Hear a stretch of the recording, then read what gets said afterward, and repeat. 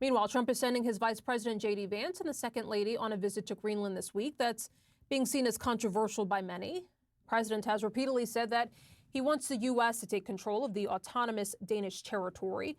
And it's policies like these and the growing trade war with U.S. allies and foes alike that have led many people around the world to boycott American products, often sharing and organizing their efforts on social media. USA Boycott Supermarket Edition, and we're on to Cathedral City cheese. That is British made but Canadian owned, so win-win. And then Pilgrim's Choice, good old Ireland is responsible for these ones. Instead of Coke, I've bought no sugar cola, made in Australia from at least 99% Australian ingredients. And I bought it from Aldi, so some of the profits will go to Germany. I don't want to be spending my money at the moment on USA brands, whether it be the clothes that I wear, the food that I buy in the shop, but most importantly, the makeup that I buy for my makeup kit as a professional makeup artist here in the UK. I just really want to support UK-based brands and European as well.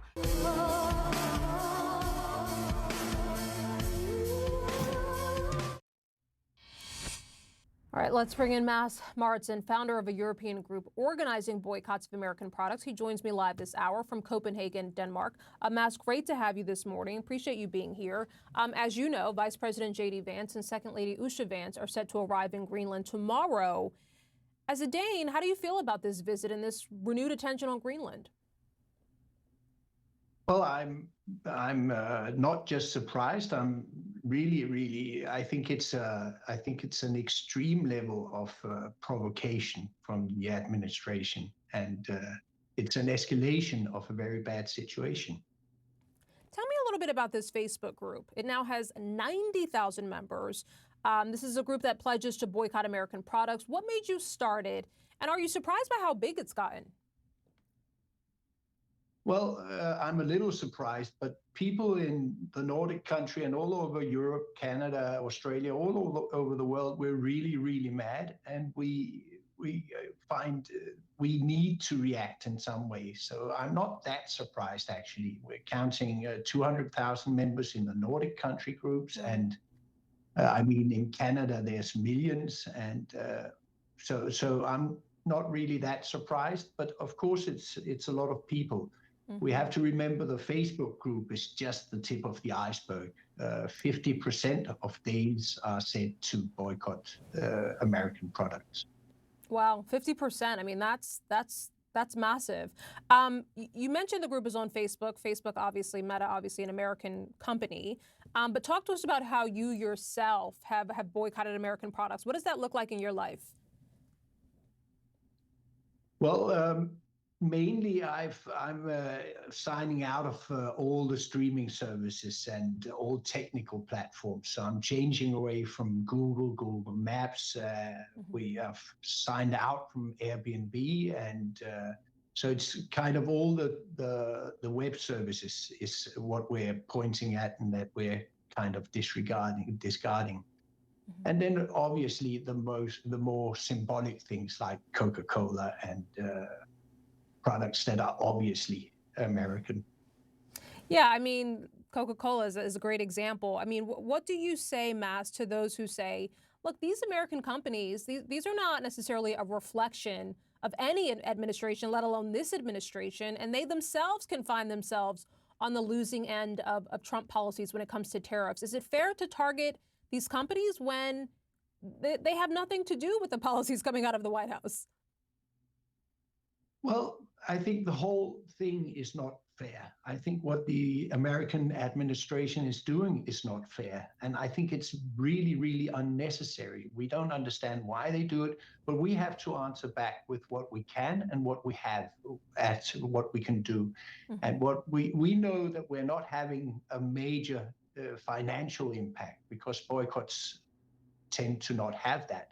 But we have a very big impact on the American brand, and that is actually what we're doing. And of course, we see Elon Musk helping very well along damaging the American brand, but we're going that way, one could say.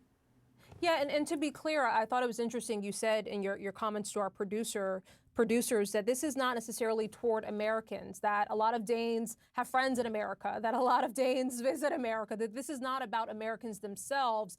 This is about the policies coming out of the White House. Exactly. You have to remember, we're really surprised of what happened. It's a few months ago, America was a very, very dear and close friend and ally. And now we're sitting back and we're listening to, a level of hate and disrespect from the American administration. But most of us have been to the United States many times. Most of us has friends, and some even have family in the USA. So we're just really, really hoping that we, as soon as possible, can normalize the situation and get back to where we were and be friends as we used to be. Yeah. But it feels very difficult listening to what the American administration is saying about Europe right now. It seems very disturbing. To that end, Mads, what do you wish you could say to Trump or Vance about the sentiment in Denmark right now, about some of the tough talk we've seen? And do you think Danes are taking this tough talk as a serious, credible threat? Oh, this is very serious. This is a threat of a very, very high level. And we're talking, people are very scared of a war with the USA in Greenland right now. A physical annexation of Greenland. That's what people are scared of. And we're going to stand against it. We're not going to accept it. And if I could talk to Trump, I'm not going to, but if I could, I would say, why don't you just sit down and we talk about it? What is it that you want? And can we find some way to negotiate this instead of this really, really weird behavior? It's a way to react, Why does he talk like that? Why all this show off? It's really vulgar. It's vulgar. That's what I think. Okay, well, we'll leave it here, but we certainly appreciate your insights and perspective this morning. That's Mads Mouritzen. Thank you.